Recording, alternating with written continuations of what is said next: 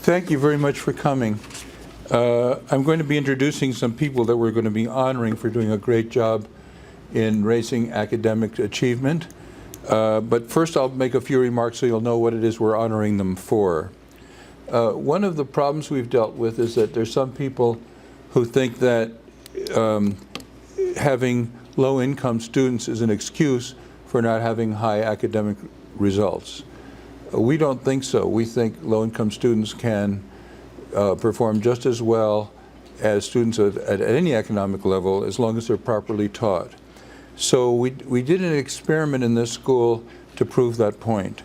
And what we did is we adopted the fifth grade here and created a partnership.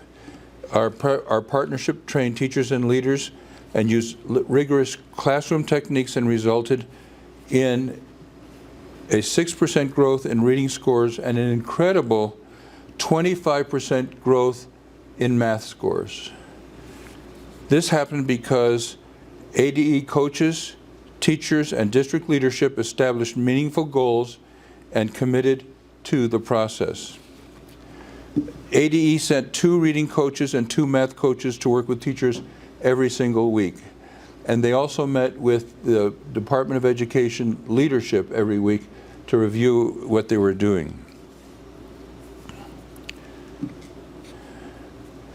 The lab program showed that this kind of project can succeed, and it demonstrated decisively that we can have the same high expectations of people who teach low-income students as we do of people who teach high-income students.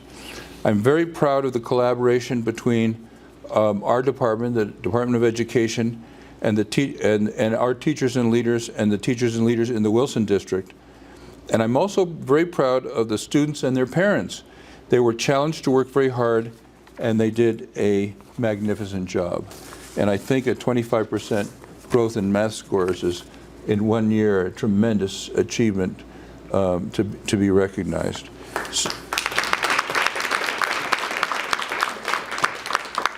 So I want to start out by recognizing the Wilson teachers in recognition of your students' outstanding growth and achievement in mathematics in Arizona. Thank you for your hard work, dedication, and commitment to increasing academic outcomes for your 5th grade students. So first, Geraldine Bellacura.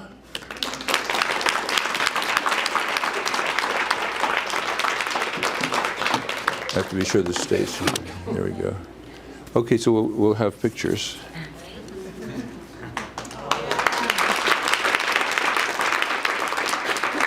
Congratulations. Jennifer Lumayag.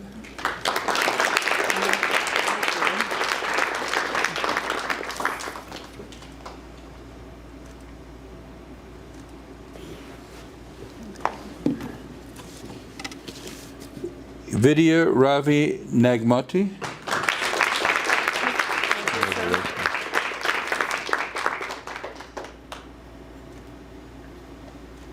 Thank you. And then, I want to recognize the superintendent of the school district, Ernest Rose.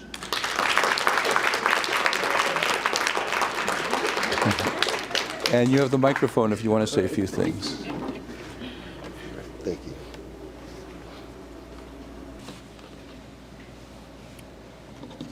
I have a habit of pulling up the mic, but in this case I don't have to. Superintendent Horne, I want to thank you for coming out. I want to thank you for the partnership that ADE decided to have with Wilson Elementary School District. You know, oftentimes, you know, districts of our size get overlooked, and we appreciate the fact that you guys took the time out to come out and work with us and work with our young people. I have a letter I'm going to read to you that I'll give to you. On behalf of Wilson Elementary School District community, I would like to extend my heartfelt gratitude to you and your team for your unwavering support and commitment to our schools. direct professional development, leadership support, and classroom mentorship provided by your department have made a profound impact on our district. Thanks to these efforts, we have witnessed a significant increase in the effectiveness of our instructional practices and academic achievement of our students. Your student-centered and collaborative approach has been instrumental in driving these positive outcomes. Wilson Elementary School District is currently on a road trip towards excellence, with our ultimate destination being an A letter grade. We are deeply honored to have the Arizona Department of Education as a vital partner on this journey. As we continue to monitor our student achievement, we are proud to say that we are trending in the right direction. Your dedication and partnership inspire us to strive for even greater success. The support you have provided is not only appreciated, but has also been a source of motivation for our educators and our community. Thank you once again for all that you, Thank you once again for all that you do to empower our schools and improve outcomes for our students. Please know that Wilson Elementary School District community deeply values and appreciate your ongoing commitment. Thank you. So we have a couple of things for you. So we have the letter. Oh my goodness. Thanks for... And we have a certificate. Okay, well, We'll show we'll hold them both up. Yes.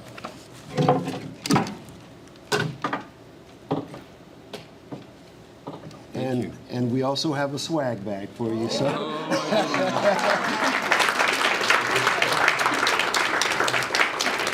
What's the limit that I'm allowed to accept? 25, hopefully it's less than $25. It's less than 25. Thank you. Thank you, sir. I'll put these here. And now we're happy to answer any questions that you have. Yes?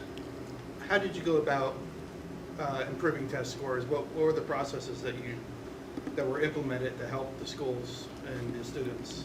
Well, maybe one of the people who did it can come say. Here, come to this podium. Come to the podium.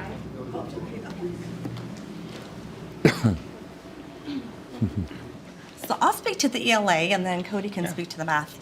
So a couple of things. It's very complicated to raise student achievement scores without all the pieces in place. And so one of the things is you need to have teachers who are very open and willing to work with you, which is what this team was. They were so willing to have us jump in their classroom, co-teach with them, plan with them, and they would implement everything that we shared with them.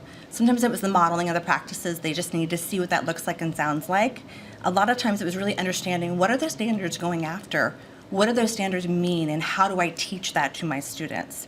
So we spent some time really looking at those standards, unpacking them, thinking about how to teach them, and then how to find out what kids found out, what they knew, and what things they still didn't know.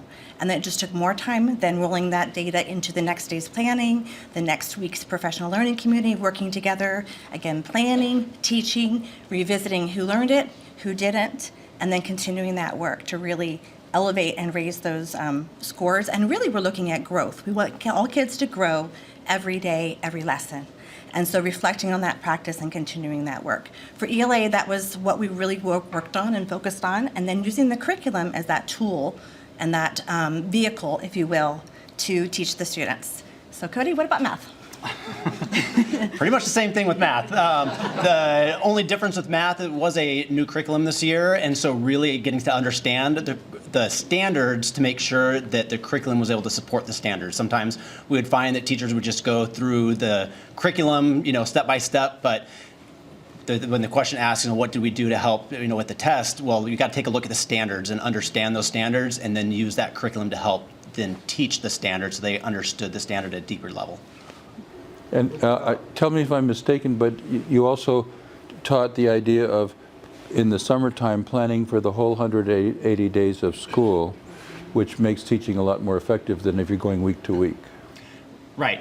We would plan over the summer, and then on Saturdays, we had a few Saturday planning sessions, but with that, we would take a look at things that were coming up, but that we always need to make sure, because you can always plan that far out, but you have to sit back and reteach what is it that they didn't understand, so in that way you can kind of go back and reteach, but then continue to move forward.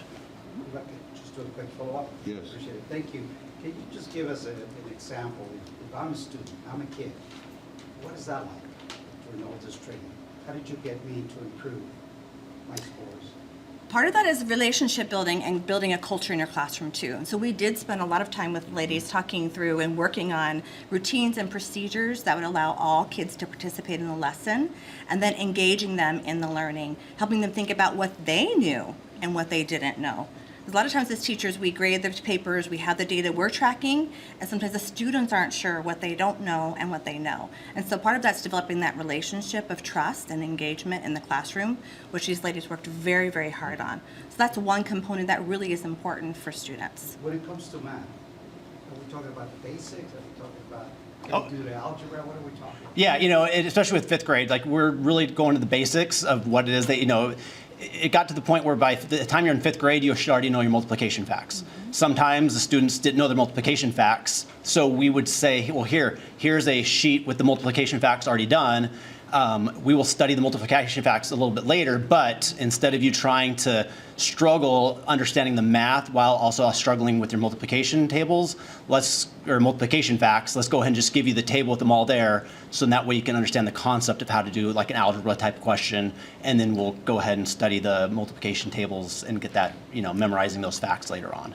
But a lot of team teaching, these ladies just took any feedback, any coaching, anything like that, just to heart, and would try anything we asked them to try, and it was great. And so hopefully the school has institutionalized what you taught, and they can go on their own, and you can go on to another school. Yep. Any other questions? Tom, Yes. Can we talk about the ESA budget that's going to exceed the $1 billion for fiscal year, for the next fiscal year? ESA? Yes. Is this because of the statement the governor just Yes. made?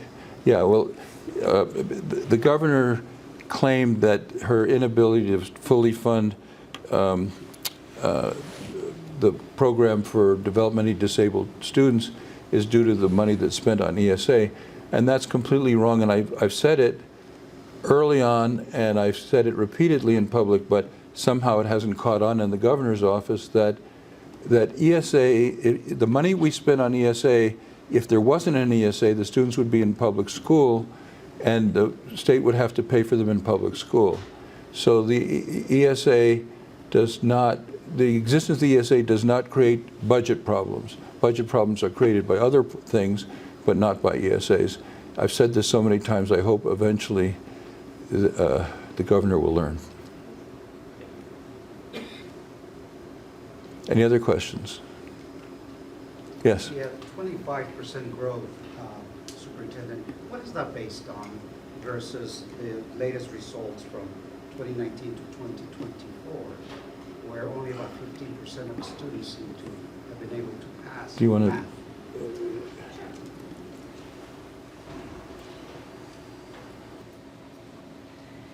When we're looking at Wilson, we were particularly interested in improving their student growth percentile, and we made a goal to increase by 5%, which if you don't know student percentiles and student growth, you might not think 5% is a big deal, but 5% would be a very big deal. But we knew with help and work in the classroom, we could do that. When you're thinking about student growth, you're thinking about stepping on the gas. So if our students were just cruising along at a particular student growth percentile, so let's say 30% growth, typically we'd expect them to stay there. You mean 30% proficiency, I think. Well, in our student growth Yeah. percentile, we're really thinking about pressing on the gas and getting them to increase so that they grow. Yes, because we need those students to become proficient. So we were able to, in math, really put the gas on and go up 25%, and we were really able to meet and surpass an ELA as well. Does that help?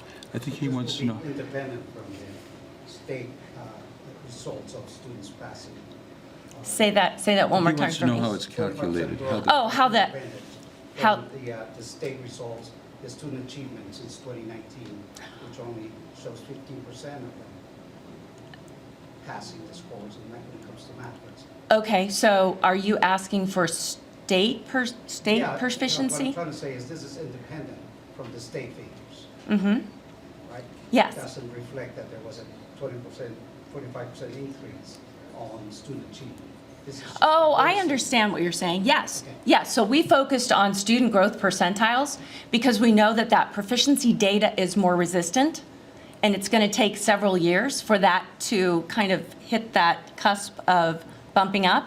So with our students here, we wanted to make a student growth goal for them so that we could steadily move them toward higher and higher achievement. Does that help? Yeah, otherwise, come talk to me afterwards and I'll try again. Thank you. Thank you, Sure. Kelly. Yeah, you're welcome.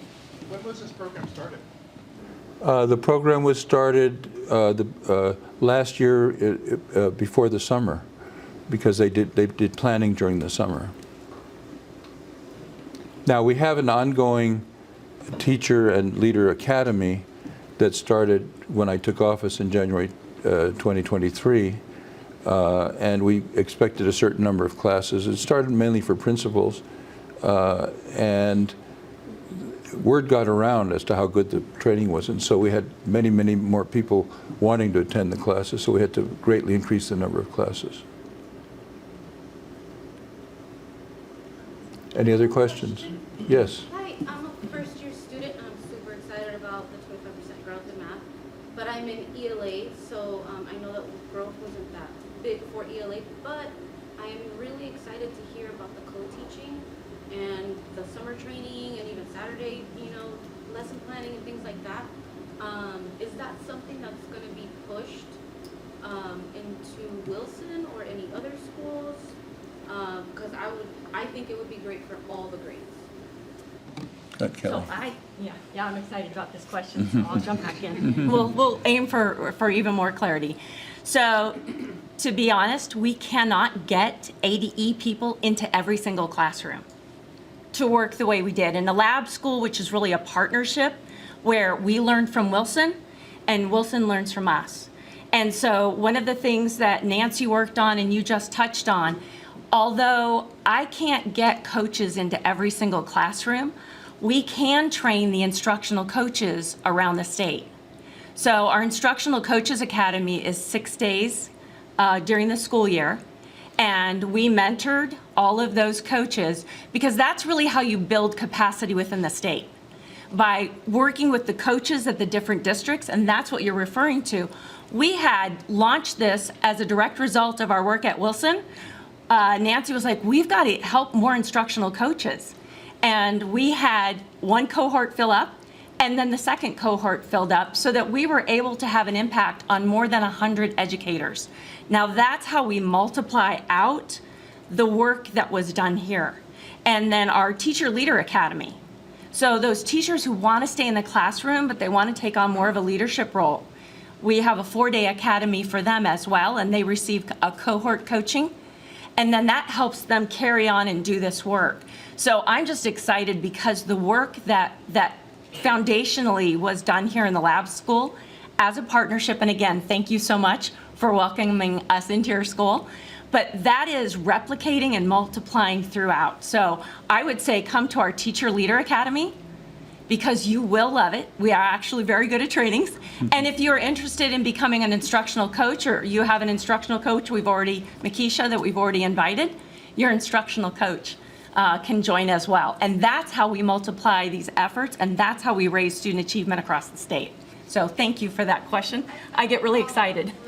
So does that mean that we're going to have that in the budget, or it's going to be, Oh. a program that we could? This is great, and I'll step away. Our Instructional Coaches Academy and Teacher Leader Academy, we charge a small fee because we're not allowed to pay for your food, and we don't want to make you run around for lunch.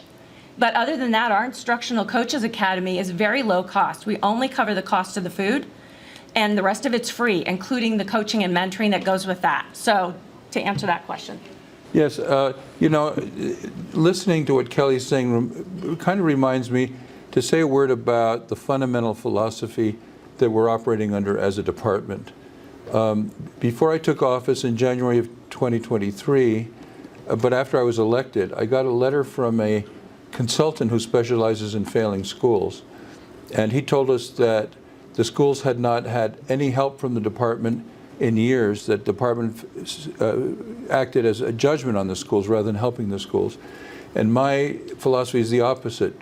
The department has to do monitoring, that's part of our job, but our primary job is helping the schools.